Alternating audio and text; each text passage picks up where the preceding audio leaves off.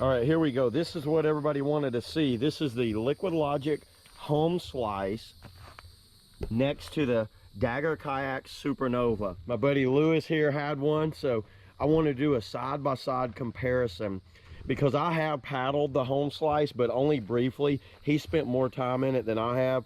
And what I noticed about the Homeslice was it's very narrow in this area, where the SuperNova is wider right here. You can see the width here. The length on these is, I think the Homeslice is 7'7", and this is 7'9", so not drastically, but it paddles like it's longer. And the volume's the same, but the volume, that what I talk about is the volume's in different spots. So 55 gallons volume on both of them, but look at where all the volume is on the Homeslice compared to that wide area there of the SuperNova, and the back area is very wide. And this knee area here is very high, where you see how it's sloped more, which causes for more bow initiations. I think the SuperNova hat was easier to get the bow initiation down. Would you not agree with me on that? I think so. Yeah, it takes a little less effort. Yeah, you've spent a lot of time in the Homeslice, right? Homeslice I've gotten used to, and if you're really on edge and strong, it gets upright pretty easily, but you gotta do it right. Yeah. A little narrow in this tail. The tail's probably, so the tail initiation's probably a little easier. 100%. Yeah, a little easier on the tail initiation, but a little harder on the bow initiation. I think this is more balance between them. Badass outfitting. Both of them are seat very comfortable. Would you not agree? I mean, this is good out. I've always liked, you know, take it for what it is. It's simple. It works extremely well.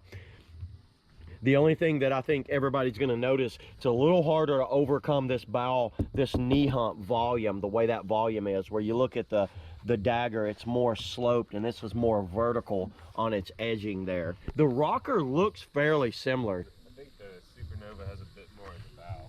A little bigger in the bow area on the SuperNova. Yeah. And I can tell you this, I've never been a fan of putting handles here.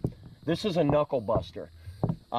I don't know if you've ever done that, but when you're cartwheeling, man, if your knuckles come down, it can just shatter your knuckles. And that was one of the things I wanted to see, the handle placed high and tucked away instead of right here. That's something you got to be watching out for on that, because you could definitely see rubbing your hands across there.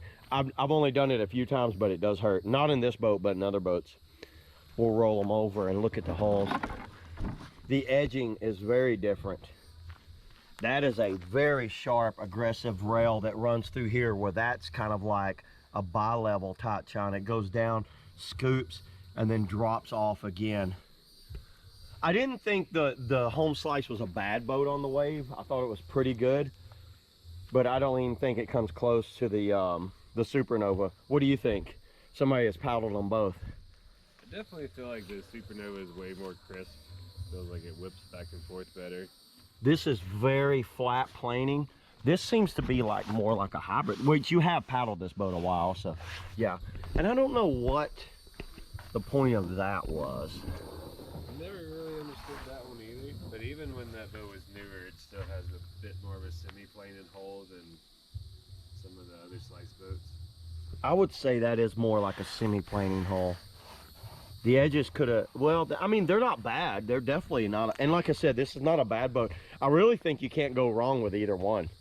I like both boats a lot. And I've just paddled it. I just think the SuperNova runs the river better and is more well-rounded as a full slice. Adjustable thigh braces, adjustable seat, ratcheted back band, all the same. How was the foam in that? What kind of foot block? Was it just a big foot block of foam? Yes, do you remember? The thing that had like the layers. Yeah. Very similar to kind of what's going on there, and you kind of like triangle layers coming out. Yeah. On this one, I did have to add up inside there. I noticed you did something crazy here. He's got some sort of blocks right here that he added in there to get it. I think that kind of does a similar thing that the leg lifter does in the Dagger. Yeah. Kind of keeps your knees from falling over, and that really added to being more comfortable. Neither one have a drain plug, and weight-wise, I think they weigh about the same. Yeah, they're not that hard to throw over your head and drain out.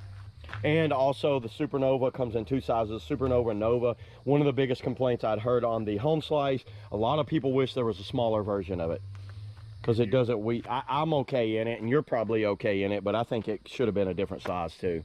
You're not like 170 up. Yeah. Homeslice is real hard. 170 up is what Lewis is saying, so good luck for everybody that's out there. Well, man, I appreciate it.